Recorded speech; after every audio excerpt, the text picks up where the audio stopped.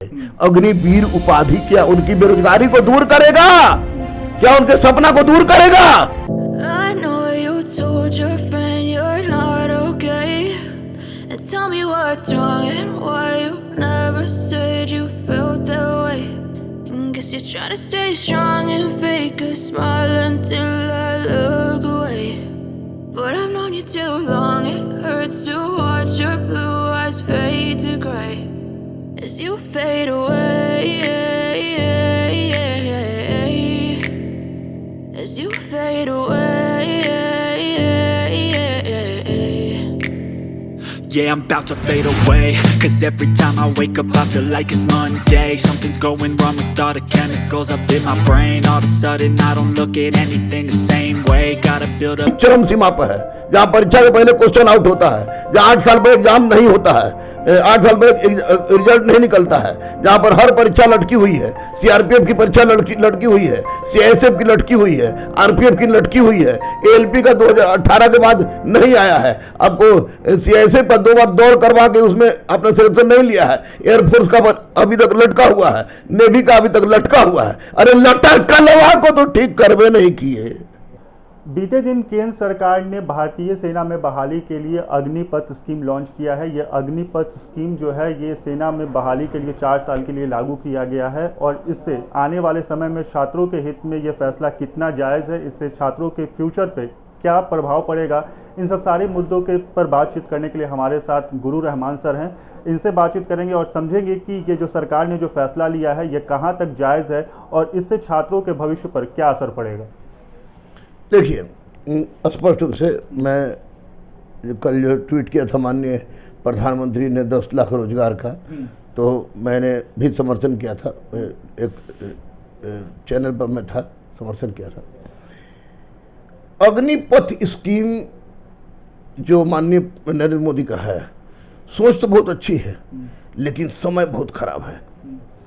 यह योजना इनके लिए मोहम्मद बिन तुगलक की योजना साबित होगी। मैं गुरु होने के नाते कह रहा हूँ, बिना किसी संशय के, बिना किसी डर के, क्योंकि बजरंग बली भी छोड़ गया तो किसी डरते ही नहीं है। हम स्पष्ट रूप से बोल रहे हैं। ये सोच रहे, अरे भैया आप 4 साल के लिए लीजिएगा, 1 साल ट्रेनिंग दीजिएगा, 1 साल खत्म, 1 साल ट्रेनिंग के बाद बेचारा फुटफाट थोड़ा सिट साट करेगा, 2 साल खत्म, उसके बाद शादी भी अभी नहीं होगा। जब वो 21 साल का होगा, एकदम जवान, तब वो अपने आप को बेकार पाएगा। अब 12 लाख रुपए देकर उससे क्या करवाइएगा? आईएएस करवा लीजिएगा, आईपीएस करवा लीजिएगा। और अगर आप कह रहे कि 25% योग को चुनकर हम उसको कंटिन्यू करेंगे, तो इसका मतलब कि अभी तक हमारे भारतीय सेना में 75% अयोग्य सैनिक हैं। आपको ये भी स्वीकार करना पड़ेगा। अगर आप ये स्वीकार कर रहे हैं कि हमारे पास 75% अयोग्य सैनिक है, जैसा कि नहीं है, मैं जानता हूँ, सियाचिन ग्लेशियर में जान देने वाले वीरों को जानता हूँ, शहीदों को जानता हूँ, नहीं है, तो निश्चित रूप से वैसी परिस्थिति में यह गलत है। यह एक ऐसा फरमान है जो कि वर्तमान में उबल रहे युवाओं के असंतोष को कम करने का सुरक्षा बल्ब है। ये उत्थान का कारण बनता है जो ना, वो पतन का भी कारण बनता है। मेरे गांव में अगर 4 लड़का रेलवे का तैयारी करता है तो 50 गो लड़के का गुट अलग होता है, पैरामिलिट्री फोर्स डिफेंस में जाने का तैयारी करता है। वैसी परिस्थिति में रेलवे तो संभल नहीं पाया। सेना के लड़के, भगवान न करे रोड पर आए, मैं प्रार्थना करता हूँ रोड पर मत आए, आएंगे भी तो अहिंसात्मक आएंगे, हम तिरंगा, लेकिन छात्रों के साथ अहितकारी कदम है। 20 साल में रिटायर हो गया था तो चलिए एक सपना था, वहाँ तो सिखा गया, रोजगार मन मुताबिक नहीं मिलेगा, सीखा रहेगा, गलत दिशा में भी जा सकता है। ये बिल्कुल माननीय प्रधानमंत्री का तत्कालिक परिवेश में आपको लोगों को लुभाने का एक तरीका है जो गलत है। इसका प्रभाव पड़ेगा। लड़के विरोध भी कर रहे हैं। लड़के, मैं 2500 बच्चों को बैच में से पूछता हूँ कि बच्चे ये अग्निपथ सही है गलत? बोलता है गुरु जी गलत। अग्निपथ के अलावा उसमें उस सरकार एक नाम दिया अग्निवीर, अग्निवीर नाम दीजिए। आप सुनते नहीं हो कितना एशियन खेल खेला था, फलाना टीम में कप्तान था और उसको चाय के दुकान पर उसको बर्तन प्लेट धोते हुए देखा गया। गुलजारी लाल नंदा एक होटल में पाए गए थे। अग्निवीर उपाधि क्या उनकी बेरोजगारी को दूर करेगा?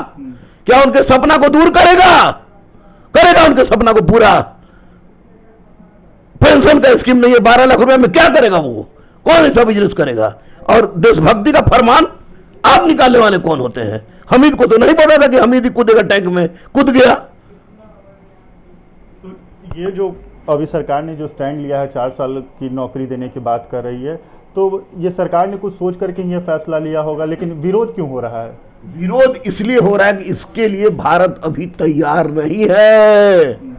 यहां पर सेना में नौकरी लेना गर्व का विषय समझा जाता है। सैनिक की पत्नी गर्व की विषय जानी जाती है। सैनिक के माँ बाप, सैनिक के भाई बहन, ये गर्व के विषय माने जाते हैं। और 4 साल बाद आप 75% को छाटिएगा तो उनके साथ लिखा रहेगा कि अयोग्य थे इसलिए छटा के चले आए। उनके मान सम्मान के साथ भी बहुत बड़ा प्रभाव पड़ेगा। 12 लाख रुपए वो मान सम्मान प्राप्त नहीं कर सकता।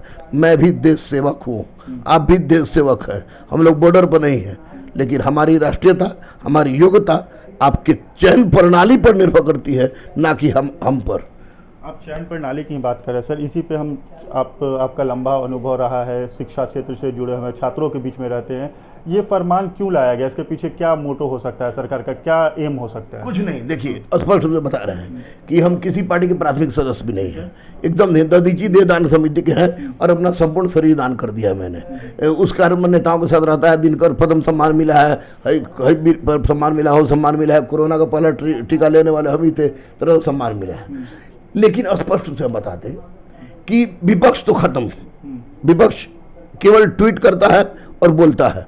हमारे तेजस्वी जी हो तब या कांग्रेस के कोई हो तब ये केवल ट्वीट करते हैं, बोलते हैं, विधानसभा बोलते हैं, कभी युवाओं के साथ नहीं आए। युवा के साथ अगर आए, अहिंसात्मक आंदोलन की बात करें, बोले गांधी मैदान भर देंगे, अहिंसात्मक भर देंगे, तो बहुत बड़ी क्रांति होगी। लोग केवल बोलते हैं, कोई नहीं बोलते, एकदम सब शांत है।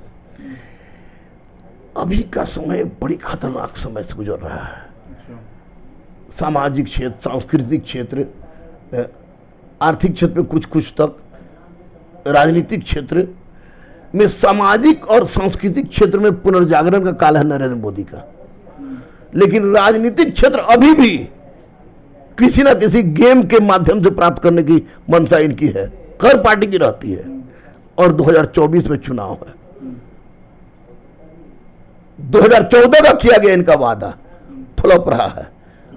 रोजगार का, केवल रोजगार का मैं बात बोल रहा हूं, केवल शिक्षा की बात मैं कर रहा हूं। हम उस बिहार राज्य के वासी हैं जहां 1 घंटा 36 मिनट पहले बीपीएससी का क्वेश्चन आउट होता है। हम उस बिहार राज्य के वासी हैं जहां बीएसएससी का परीक्षा 8 साल में पूरा नहीं होता है। हम उस राज्य के वासी हैं जहां सिपाही से लेके हर चीज का परीक्षा 1 दिन पहले वायरल होता है। सड़ गया है सिस्टम, क्रांति होगी। आप घूम रहे हैं ना, चैनल चला रहे हैं ना, तैयार रहिए, क्रांति का समय आ रहा है। 74 दोहरेगा, फर्क होगा कि वो हिंसक था, ये अहिंसक होगा। और ऐसी परिस्थिति में ये 65% युवा, इसका नेतृत्व मैं करूंगा। अहिंसात्मक दम है सरकार में तो बुलडोजर चला दे, गोली चला दे, लेकिन छात्रों के हक के साथ खिलवाड़ हो रहा है। या केवल चुनावी हथकंडा है। ओवैसी दूसरा जिन्ना के रूप में पैदा हो गया है और नुपुर शर्मा जैसी लोग अपनी राजनीतिक रोटी सेक रही है।